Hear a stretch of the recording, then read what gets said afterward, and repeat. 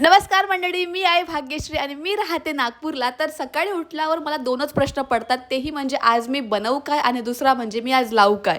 Obviously मी रूमवर राहते तर मला रोज रोज जेवण बनवायचा कंटाळा येतो, तर मी रोज रोज काय बनवणार, मला सारखा प्रश्न पडत राहते. तर आज मी फक्त सँडविच आणि हा माझ्याकडे नमकीन ठेवून आहे तोच खाणार आहे. तर मी काही नाही केलं आज, फक्त टिफिन पॅक केला आणि त्यानंतर मी क्लिनिकला जायला निघाले. तर हा रोड बघा, या रोडचं पूर्ण काम झालंय वाटते, पूर्ण क्लीन झाला होता. नाहीतर त्या किचड मधून मला पाय टाकून रोज जावं लागत होतं. मग काय, मला बस पण मिळून गेली. रूम पासून छत्रपती स्क्वेअर एकदम जवळ आहे, तर मला फक्त 5 मिनिटं लागतात. तिथून मग बस पण आली होती. बसमध्ये इतकी गर्दी राहते रोज की काय सांगू, तुम्ही बघू शकता किती गर्दी मध्ये. क्लिनिक मध्ये आज जास्त काही काम नव्हतं म्हणून मी काही शूट पण नव्हतं केलं. त्यानंतर मग मॅमने सगळ्यांसाठी जेवण आणलं होतं. आम्ही सगळ्यांनी तेच जेवण केलं, भरपूर पोट भरून खाल्लं. त्यानंतर कोकोनट वॉटर पण ठेवलं होतं, तर मी ते पिऊन घेतलं. आणि नंतर जेव्हा जायचा टाइम आला तर आयुष्याकडे बघू शकता तुम्ही किती तिच्याकडे बॅग्स आहे. माझ्याकडे एक माझा झोला आणि तिच्याकडे 3-4 झोले होते. आणि गाईज आज होते शिवजयंती, तर इथे छत्रपती स्क्वेअरला महाप्रसाद चालू होता. तसं तर मी कधी जात नाही, पण पल्लवी सोबत होती म्हणून आम्ही दोघी पण गेलो.